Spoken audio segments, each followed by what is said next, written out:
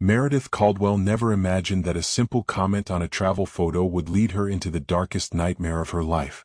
At 29, the marketing coordinator from Denver had always been cautious about online interactions, but something about the charming Frenchman who responded to her Instagram post about wanting to visit Paris felt different. It was March 2022, and after 2 years of pandemic isolation, Meredith was desperate for adventure, for connection, for something to break the monotony of her predictable life. She had no way of knowing that her desire for romance would nearly cost her everything, or that the picturesque hills outside Paris would become the setting for a horror she could never have imagined. The comment appeared on a sunset photo she'd posted from Red Rocks Amphitheater with the caption, "Dreaming of watching sunsets from the Eiffel Tower someday." Within minutes, a profile named Julian Moreau had responded with perfect English tinged with just enough French charm to make her heart skip. "The sunsets from Montmartre are even more beautiful than this, and that's saying something. Perhaps I could show you someday?" His profile showed a devastatingly handsome man in his early 30s with dark hair and warm brown eyes, standing in front of various Parisian landmarks. He looked like he'd stepped out of a romantic movie, the kind of man who could make any woman believe in fairy tales. Meredith stared at her phone screen, her coffee growing cold as she scrolled through Julian's photos. There he was at the Louvre, looking sophisticated in a navy blazer. Another shot showed him laughing with friends at a sidewalk cafe, wine glasses catching the golden hour light. A third captured him reading a book by the Seine, looking thoughtful and intellectual. Everything about his profile screamed authenticity, culture, romance. After months of disappointing dates with men who seemed more interested in their phones than conversation, Julian felt like a breath of fresh air from across the ocean. She responded carefully, not wanting to seem too eager. "I've heard Montmartre is magical. Your photos make Paris look even more enchanting than I imagined." His reply came within the hour, and thus began a digital courtship that would consume the next 3 months of Meredith's life. Julian was everything she'd dreamed of in a partner. He was articulate, asking thoughtful questions about her work, her dreams, her fears.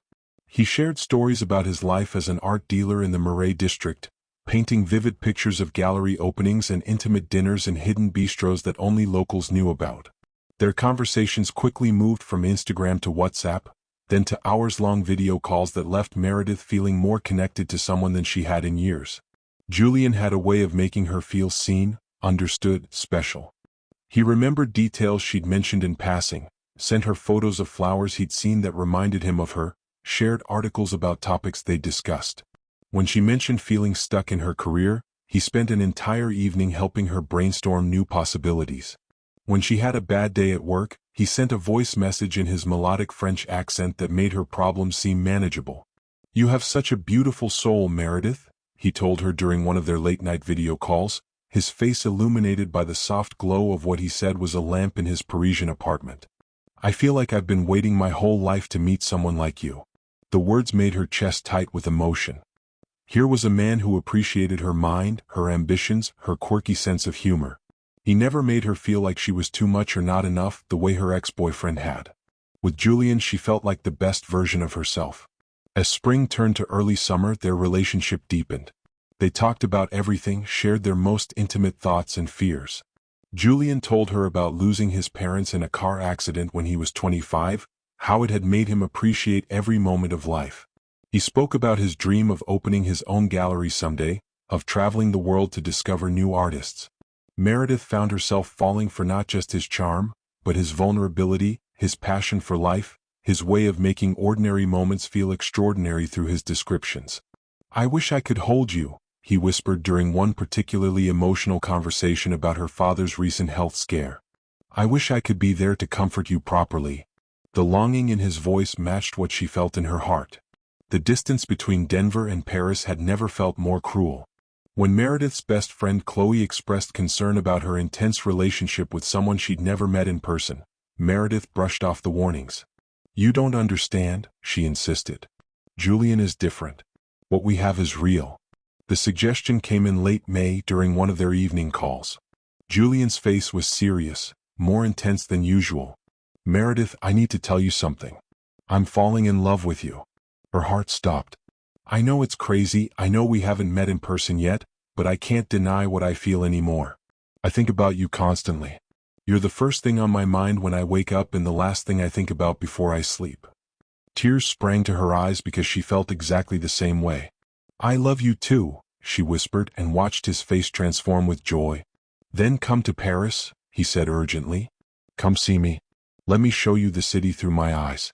Let me take you to all the places I've told you about. We've waited long enough, don't you think?"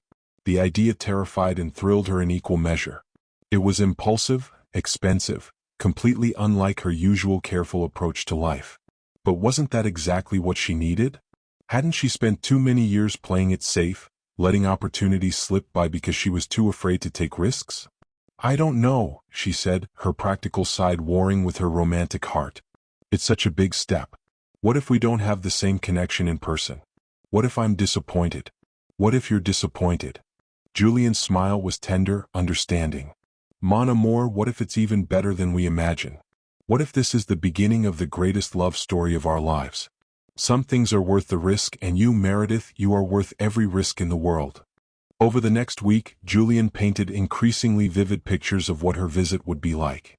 He would pick her up at Charles de Gaulle Airport with flowers, take her to his favorite café for the best croissants in Paris. They would walk along the Seine at sunset, visit the Musée d'Orsay when it was less crowded, have picnics in hidden corners of the Luxembourg Gardens. He knew a little inn in Montmartre with the most romantic view of the city, he said, where they could stay and feel like they were in their own private world above the bustling streets below. "I want to show you the real Paris," he told her, his eyes bright with excitement. "Not the tourist version, but the Paris I love, the Paris that lives in my heart. I want to share that with you." His enthusiasm was infectious, and Meredith found herself researching flights, calculating vacation days, imagining herself strolling through cobblestone streets with this incredible man who had captured her heart from thousands of miles away. The decision came suddenly, during a particularly difficult day at work when her boss criticized a campaign she'd worked on for weeks. Feeling defeated and questioning everything about her life, Meredith called Julian during her lunch break. "I need to get away," she said, tears threatening to spill. "I need something to look forward to, something beautiful in my life." Without hesitation, Julian said, "Then come to me. Come to Paris. Let me take care of you, let me show you how precious you are." That evening, Meredith booked a flight for the first week of June. 2 weeks in Paris, she told herself, 2 weeks to see if this incredible connection could translate into real-world romance. She used most of her savings and all of her vacation time, but it felt right, felt necessary. When she told Chloe about her decision, her friend's concern was immediate and vocal. "Meredith, this is insane. You're flying across the world to meet someone you've only talked to online. What if he's not who he says he is? What if he's dangerous?"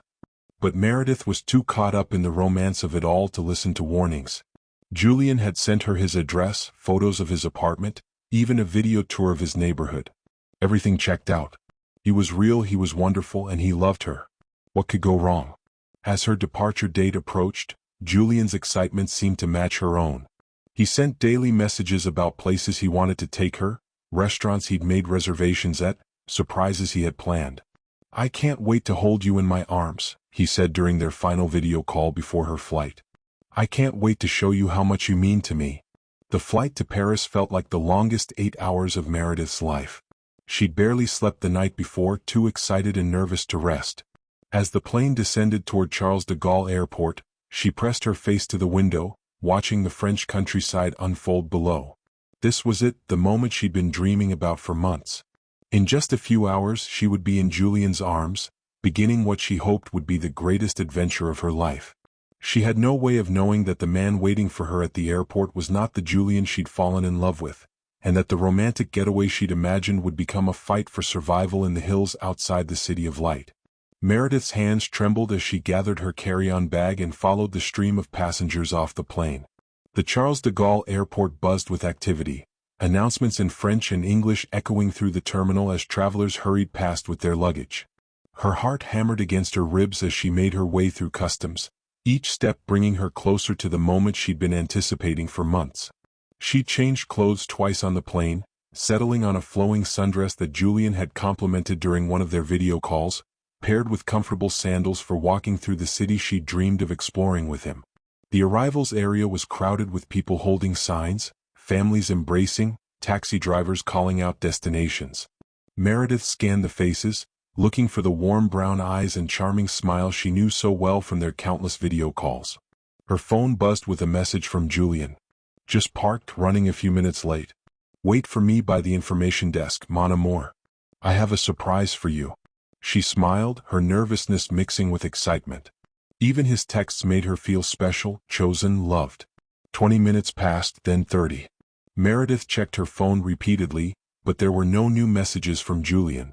The crowd around her shifted and changed as flights arrived and departed, but still no sign of the man she'd traveled across an ocean to see. A cold knot of anxiety began forming in her stomach. What if something had happened? What if he'd changed his mind? What if this whole thing had been a terrible mistake? Finally, after 45 minutes of waiting, she saw him. At least she thought it was him. The man approaching her had Julian's general build and coloring, but something was different. His smile seemed forced, his eyes colder than she remembered from their video calls. Maybe it was just nerves, she told herself. Meeting in person after months of digital courtship was bound to be awkward at first. Meredith, he said, and his voice was definitely Julian's, that melodic French accent that had charmed her from their first conversation. You're even more beautiful than your photos. He leaned in to kiss her cheeks in the traditional French greeting, and she caught a whiff of cologne that was sharper, more aggressive than she'd expected. His hands on her shoulders felt possessive rather than tender. Julian, she breathed, relief flooding through her despite the nagging feeling that something was off. I was starting to worry. I thought maybe you'd changed your mind. His laugh was different too, lacking the warmth she remembered. Never, mon amour. I've been looking forward to this moment for months. Come, let's get your luggage and get out of here. I have so much to show you. As they walked toward baggage claim, Meredith tried to shake off her unease. This was normal, she told herself. Meeting someone in person after only knowing them online was bound to feel strange at first. The chemistry would come, the connection would strengthen once they had time to adjust to being in the same physical space. She'd built this moment up so much in her mind that reality was bound to feel different. How was your flight? Julian asked, his hand resting on the small of her back as they waited for her suitcase to appear on the carousel. Long, she replied, trying to match his casual tone. But worth it. I can't believe I'm actually here in Paris with you. She looked up at him, searching his face for the tenderness she'd seen in their video calls, but his expression remained oddly neutral. Yes, he said, his eyes scanning the crowd rather than focusing on her. You're here now. Finally. Something in his tone made her shiver, but she pushed the feeling away. Jet lag was making her paranoid, that was all. She was overthinking everything because she was nervous and exhausted. The drive from the airport should have been magical. Meredith pressed her face to the window, watching the Parisian suburbs give way to the city proper, catching glimpses of the landmarks she'd dreamed of seeing.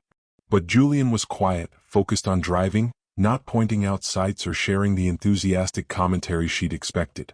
When she tried to start conversations about the places they were passing, his responses were brief, distracted. Are you okay? She finally asked as they sat in traffic near the Périphérique. You seem different than I expected. Julian glanced at her, and for a moment, his mask slipped. She saw something cold and calculating in his eyes before he forced another smile. Just tired, mon amour. It's been a long week at the gallery. Once we get to the apartment and you can rest, everything will be perfect. But they didn't go to his apartment. Instead, Julian drove through the city center, past the Louvre and across the Seine, heading toward what he said was a surprise. I thought we could start with something special, he explained when Meredith questioned the route. There's a place I want to show you first, somewhere that means a lot to me. We can go to the apartment later. The city gradually gave way to suburbs, then to more rural areas. Meredith's unease grew with each mile they traveled away from central Paris. This wasn't what they'd planned.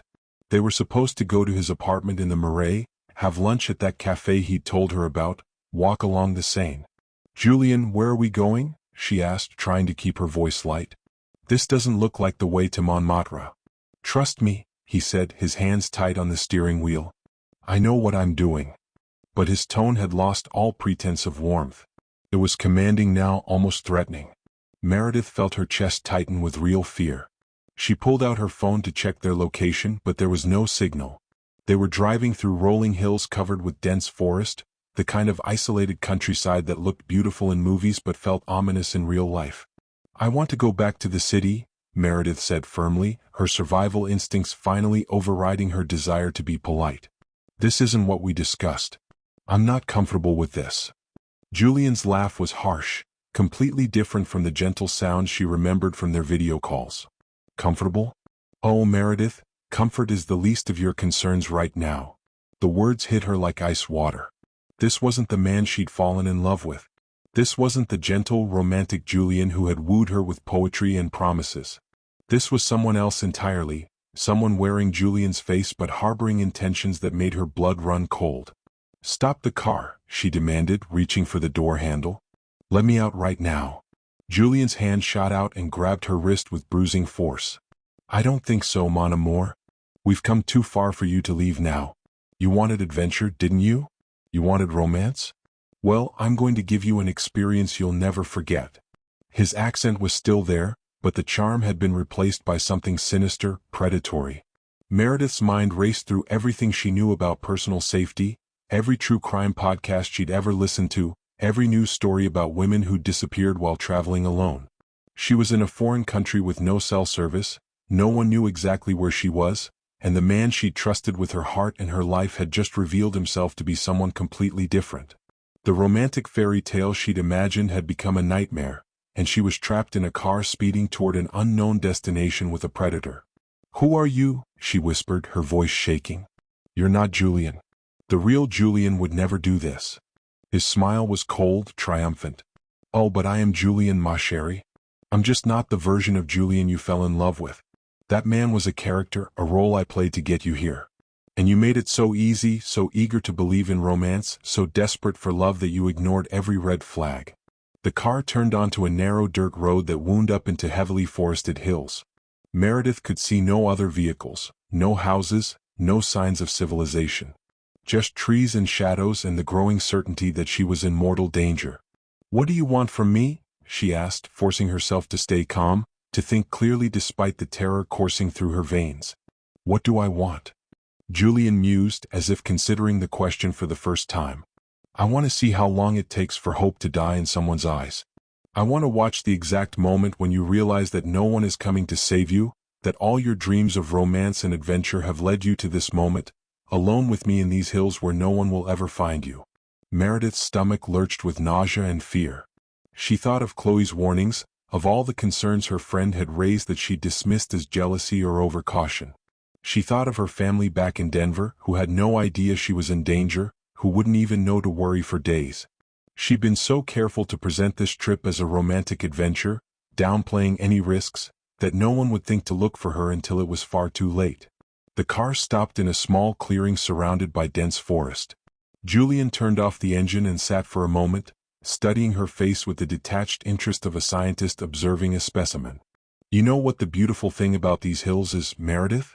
They're full of old quarries, deep caves, places where things can disappear forever.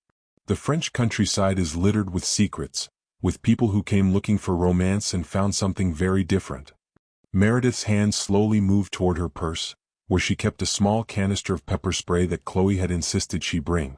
But Julian noticed the movement and grabbed her bag, tossing it into the back seat beyond her reach. Now, he chided, his voice mockingly gentle. "We can't have you spoiling the surprise, can we?" As he got out of the car and walked around to her side, Meredith's mind raced through her options. She could try to run, but she was wearing sandals and a dress, hardly appropriate for fleeing through rough terrain. She could try to fight, but he was bigger and stronger, and clearly had planned this encounter while she was completely unprepared. Her only advantage was that he seemed to want to savor the moment, to draw out her fear rather than act immediately. When Julian opened her door, she forced herself to look up at him with as much defiance as she could muster. "You won't get away with this," she said, her voice steadier than she felt. "People know I'm here. They'll look for me." His laugh was genuinely amused this time. "Oh, ma chérie, but they don't know you're here, do they? They think you're in Paris with your romantic French boyfriend, having the time of your life. By the time anyone realizes something is wrong, you'll be just another tourist who disappeared, another cautionary tale about the dangers of online romance."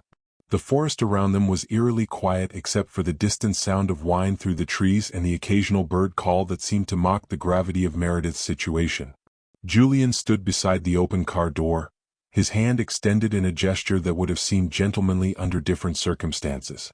"Come," he said, his voice carrying that same false warmth that had once made her heart flutter.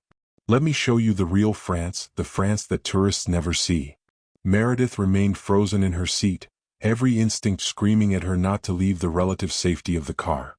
Once she stepped out into that clearing, she would be completely at his mercy, with nowhere to run and no one to hear her scream. "I'm not going anywhere with you," she said, her voice gaining strength from her desperation. "Whatever sick game you're playing, I won't be part of it." Julian's expression darkened, the mask of civility slipping further. "You don't have a choice, Meredith. You came here willingly, remember? You bought the ticket, you got on the plane, you trusted a stranger from the internet. Every decision that led you to this moment was yours." He leaned closer, his breath hot against her face. "And now you're going to live with the consequences of those choices, however long that might be." The threat in his words was unmistakable, but Meredith forced herself to think beyond her terror. She needed to buy time, needed to find a way to escape or at least leave some trace of where she'd been. Her phone was useless without signal, but maybe if she could get back to a main road, find other people, create enough of a disturbance that someone would remember seeing her. "Fine," she said, stepping out of the car with deliberate slowness. "But I want to know who you really are first. I think I deserve that much."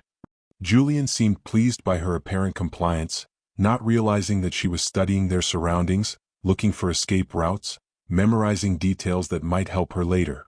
The clearing was roughly circular, maybe 50 feet across, with a single dirt track leading back the way they'd come. The forest pressed in on all sides, thick with undergrowth that would be difficult to navigate quickly. But there, to her left, she could see what looked like a hiking trail, a narrow path that disappeared into the trees. "Who am I?" Julian mused, walking around the car to retrieve something from the trunk. "I'm exactly who I said I was, ma chérie. Julian Moreau, art dealer, Parisian, lover of beautiful things." He pulled out a small backpack and what looked like camping equipment. "The only difference is that my appreciation for beauty extends beyond paintings and sculptures. I collect experiences, moments, the exquisite terror in a woman's eyes when she realizes her fairy tale has become a nightmare." Meredith's blood ran cold as the full scope of his intentions became clear. This wasn't a crime of passion or opportunity. This was planned, methodical, the work of someone who had done this before. "How many," she whispered, the words escaping before she could stop them. "How many women have you brought here?" His smile was answer enough, but he seemed to enjoy her horror too much to remain silent. "You're not the first American to fall for the romantic Frenchman fantasy," he said, shouldering the backpack with practiced ease. "There was Jessica from California last summer, so eager to experience European culture. And before her, Amanda from Texas, who thought she was going to have a whirlwind romance in the city of love. They were all so grateful, so trusting, so willing to follow me anywhere." The casual way he spoke about other victims made Meredith's knees weak with terror, but it also sparked something else inside her. Rage. These weren't just statistics or cautionary tales he was describing.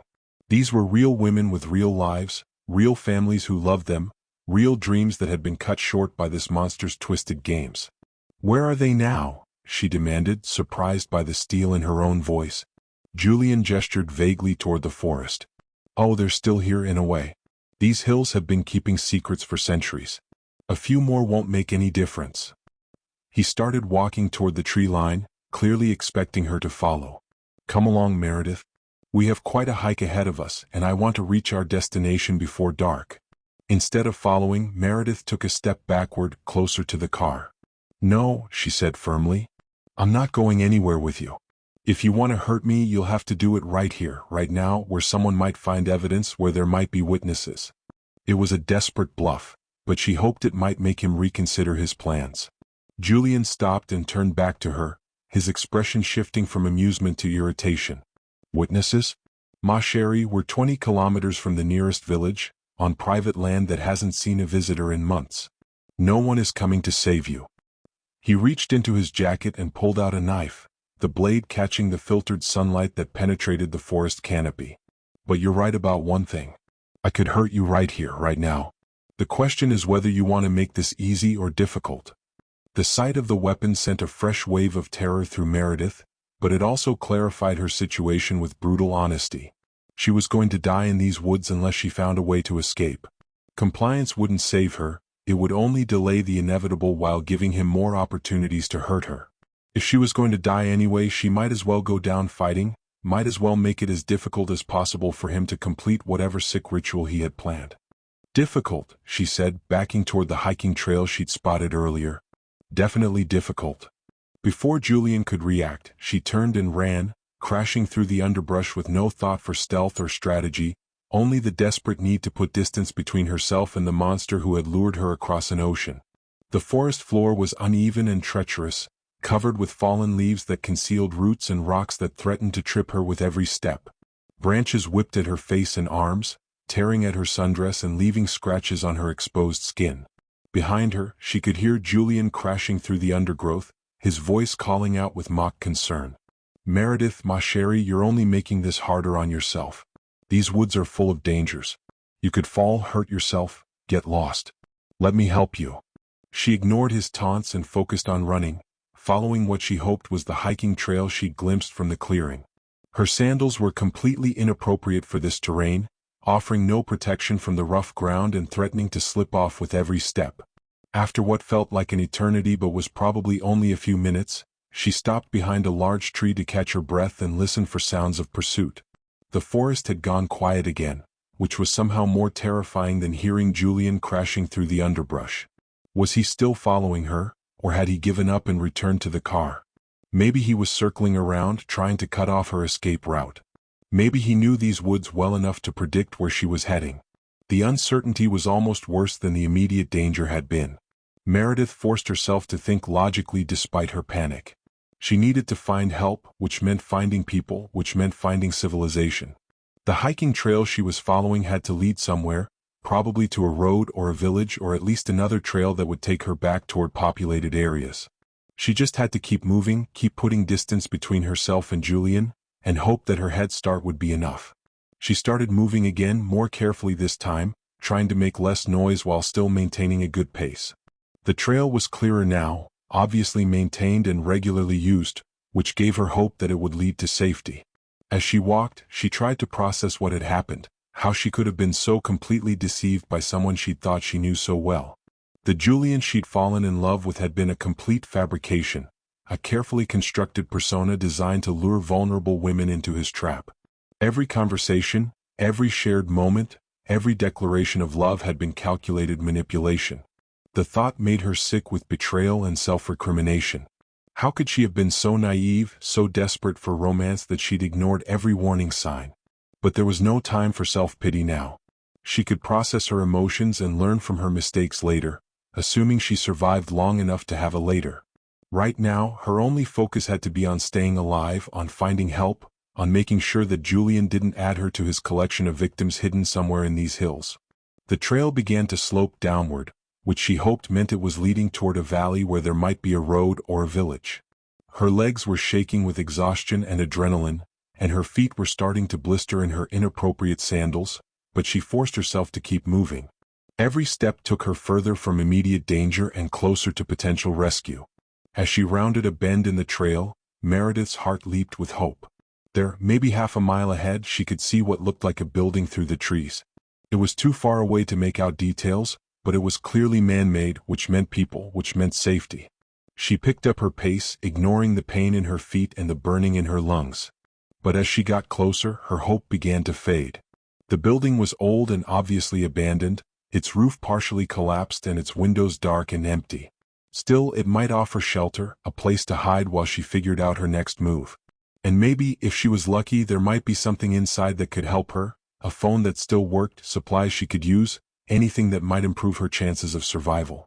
The abandoned building turned out to be some kind of old hunting lodge or ranger station, probably unused for years based on the vegetation growing up around its walls. Meredith approached cautiously, listening for any sounds that might indicate she wasn't alone. The front door hung open on rusted hinges, revealing a dark interior that could hide any number of dangers. She was about to step inside when she heard it, the sound that made her blood freeze in her veins. Footsteps on the trail behind her, moving with the confident pace of someone who knew exactly where he was going. Julian had found her trail, and he was closing in fast. The abandoned building might offer temporary shelter, but it could also become a trap if he cornered her inside. She had to keep moving, had to find another way out of these hills before her pursuer caught up with her. Meredith's heart pounded as she crept around the side of the abandoned building, staying low and trying to remain hidden from view. The footsteps on the trail were getting closer, and she could now hear Julian's voice calling out to her with that same false sweetness that had once made her feel cherished. "Meredith, mon amour, this is foolish. You're lost, you're hurt, and night is coming. Let me help you. I promise I'll be gentle if you stop running." The lies rolled off his tongue so easily, and she wondered how many other women had heard those same words in their final moments. She pressed herself against the weathered wood of the building's exterior wall, splinters catching at her torn dress as she tried to control her ragged breathing. Through a gap in the boards, she could see into what had once been the main room of the lodge. Broken furniture lay scattered across the floor, and thick dust motes danced in the shafts of sunlight that penetrated the damaged roof. But there, in the far corner, she spotted something that made her pulse quicken with hope. An old radio, the kind that hunters or forest workers might have used to communicate with the outside world. It looked ancient and probably didn't work, but it was worth investigating if she could find a way inside without alerting Julian to her presence. The footsteps had stopped now, which meant he was probably examining the area around the building, looking for signs of her passage. Meredith waited, counting her heartbeats, until she heard his footsteps moving away from the building and continuing down the trail. He must have assumed she'd kept running rather than stopping to hide. It was a small reprieve, but she had to use it wisely. She crept around to the back of the building where a window hung partially open, its glass long since shattered and scattered across the ground below. The window was just large enough for her to squeeze through, though she had to be careful not to cut herself on the remaining shards of glass. She pulled off her cardigan and used it to clear away the worst of the broken glass before carefully climbing through the opening. The interior of the lodge was even more decrepit than it had appeared from outside, with animal droppings scattered across the floor and the musty smell of decay hanging heavy in the air. She made her way carefully across the debris-strewn floor to the old radio in the corner. Her hands shook as she examined it, looking for a power switch or any sign that it might still be functional. The device was covered in dust and spider webs, but the casing seemed intact. She found what looked like a power button and pressed it, holding her breath as she waited for any sign of life from the ancient equipment. Nothing happened. No lights, no static, no indication that the radio had any power source. Meredith felt tears of frustration prick at her eyes as she searched around the device for batteries or a power cord, anything that might bring it back to life. But even if she could get it working, she realized she had no idea what frequency to use or how to operate such an old piece of equipment. A sound from outside made her freeze. Footsteps again, but these were different, more cautious, circling back toward the building. Julian had realized she wasn't ahead of him on the trail and was returning to search more thoroughly. Meredith looked around desperately for another way out, but the front door was the only obvious exit, and that would take her directly into his path. "I know you're here somewhere, ma chérie," Julian's voice called out, much closer now. "I can smell your perfume on the wind. That expensive scent you wore just for me, remember? You wanted to look beautiful for our first meeting. How romantic." His laugh was cold and mocking. "You can't hide forever, Meredith. These woods are my territory. I know every trail, every hiding place, every cave where a frightened little rabbit might think to burrow." Meredith pressed herself against the wall beside the broken window, trying to make herself as small as possible. Through the gaps in the wooden walls, she could see Julian's shadow moving around the perimeter of the building. He was being methodical, checking every possible entrance, every place where someone might try to hide. It was only a matter of time before he found her. That's when she noticed it, a section of the floor near the back wall where the boards looked different, newer than the rest. As she examined it more closely, she realized it was some kind of trapdoor, probably leading to a root cellar or storage area beneath the building. The metal ring that served as a handle was rusty but still functional. If she could get it open quietly, it might provide another hiding place or even an escape route. She grasped the ring with both hands and pulled gently, trying not to make any noise. The door was heavy and the hinges protested with a soft groan, but it opened to reveal a dark space below. The smell that wafted up was earthy and damp, but not the putrid odor she'd feared. It seemed to be just an old storage cellar, probably used to keep food cool in the days when the lodge was operational. The sound of the front door creaking open made her decision for her. Julian was inside the building now, and she could hear his footsteps moving slowly across the main room. "I can feel you here, Meredith," he said softly, his voice taking on an almost hypnotic quality. "Your fear is like a perfume in the air. It's intoxicating, really. I've missed this feeling, this hunt. You're giving me such a wonderful gift." Without hesitation, Meredith lowered herself through the trapdoor into the cellar below. The space was cramped and dark, with just enough room for her to crouch uncomfortably. She carefully lowered the door above her, leaving just a tiny crack so she could hear what was happening in the room above. Her heart was beating so loudly she was sure Julian would be able to hear it through the floorboards. His footsteps moved around the room above her, pausing occasionally as he examined potential hiding spots. She heard him kick at some of the debris, probably checking behind overturned furniture or in dark corners. "You know, Meredith," he said conversationally, as if they were having a normal chat over coffee, "the other women tried to hide too.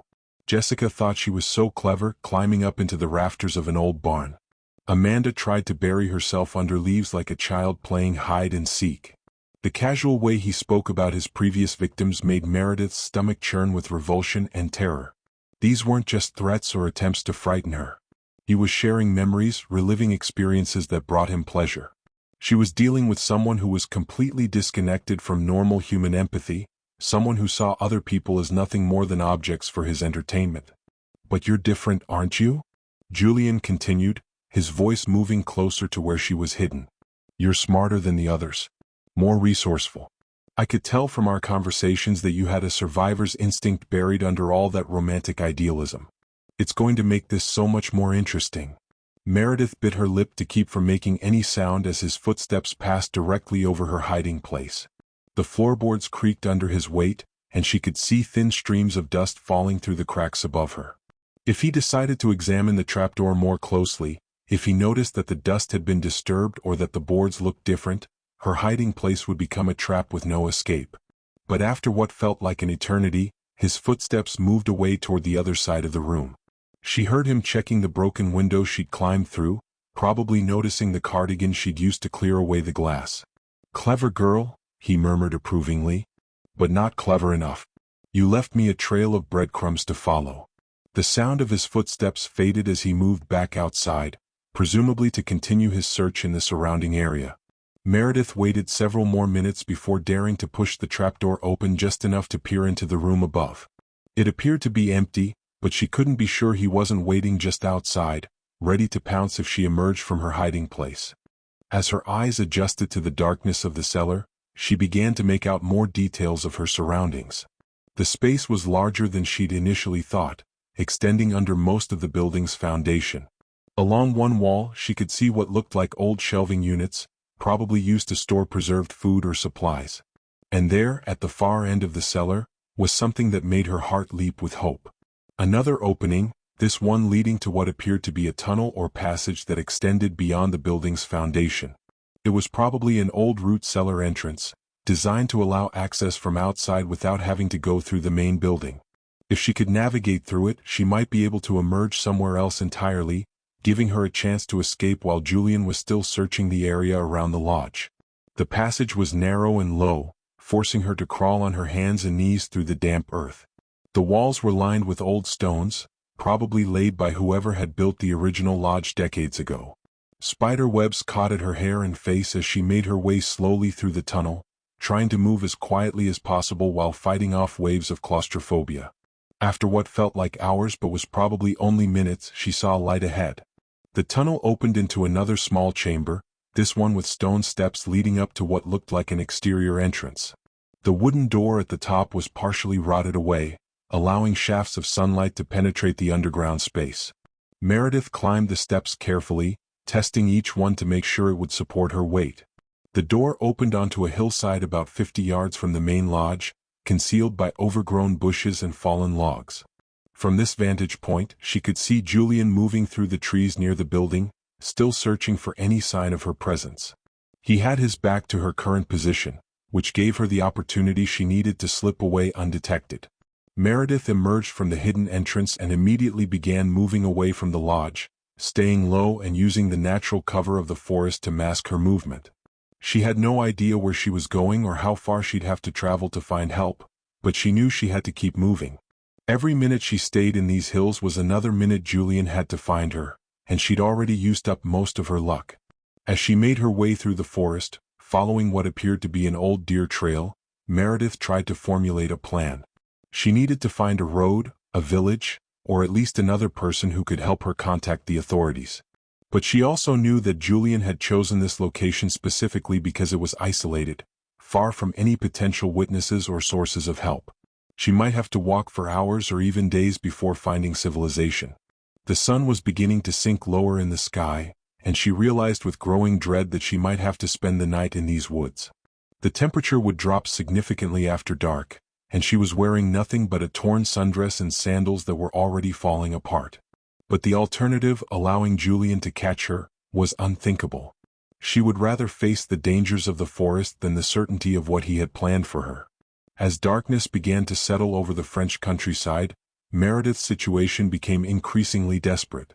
The temperature had dropped significantly, and her torn sundress provided little protection against the evening chill. Her feet were raw and bleeding from walking in sandals never meant for hiking, and exhaustion was making every step more difficult. But she forced herself to keep moving, knowing that stopping meant death. The deer trail she'd been following eventually intersected with what looked like a wider path, possibly used by hikers or forest workers. Meredith chose to follow it downhill, reasoning that it would eventually lead to lower elevations where she was more likely to find roads or settlements. As she walked, she strained her ears for any sound that might indicate human presence: a car engine, voices, even the distant hum of electrical lines. Behind her, she could occasionally hear sounds of pursuit. Julian was still hunting her, moving through the forest with the confidence of someone who knew the terrain intimately. Sometimes his voice would echo through the trees, calling out to her with mock concern or making threats disguised as promises. "You're going to get hypothermia out there, ma chérie. Let me warm you up. I know how to take care of beautiful women." The psychological warfare was almost as exhausting as the physical ordeal. Meredith found herself jumping at every sound, every shadow that might be her pursuer closing in. But she also drew strength from her anger, from the thought of the other women who hadn't been able to escape, from her determination not to become another victim in Julian's twisted collection. As full darkness fell, Meredith was forced to slow her pace significantly. The path was barely visible in the moonlight filtering through the forest canopy, and she couldn't risk a serious fall that would leave her helpless. She found a large tree to rest against, pulling her knees to her chest to conserve body heat while she tried to figure out her next move. That's when she saw it, a faint glow in the distance that definitely wasn't moonlight. It was too steady to be a campfire and too warm to be starlight. Electric lights, which meant civilization, which meant potential rescue. Meredith felt a surge of hope that gave her the energy to push forward despite her exhaustion and pain. The lights turned out to be coming from a small farmhouse nestled in a valley about a mile from where she'd been resting. As she got closer, she could see that it was clearly occupied, with warm light spilling from the windows and smoke rising from the chimney. There was even a car parked in the driveway, which meant the residents had a way to contact the outside world. Meredith approached the house cautiously, aware that her appearance would be alarming to whoever answered the door. She was dirty, bloody, and obviously in distress. But she had no choice but to trust that these people would help her rather than turn her away.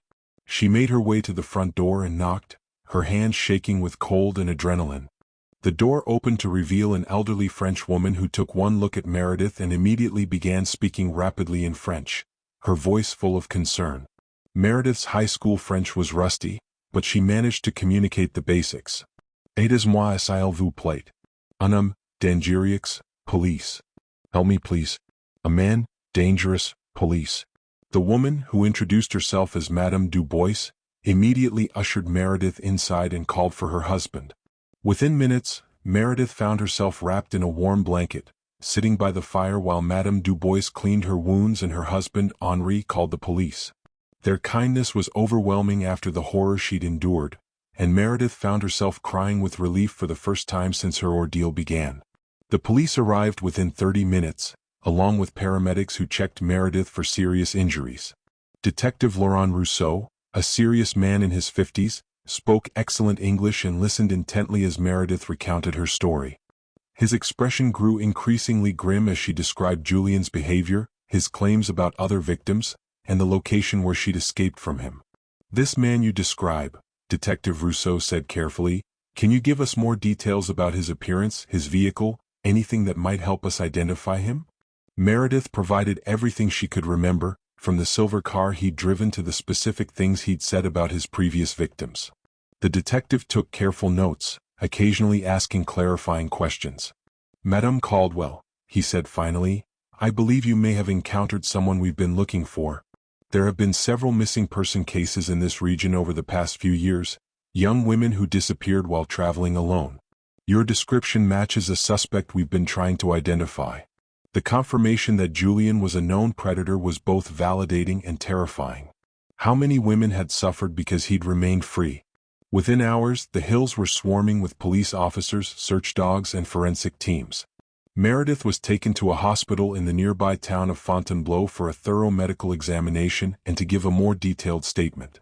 As dawn broke over the French countryside, she learned that the massive search operation had yielded results. They found Julian's car first, abandoned on a forest road about 5 miles from where Meredith had escaped.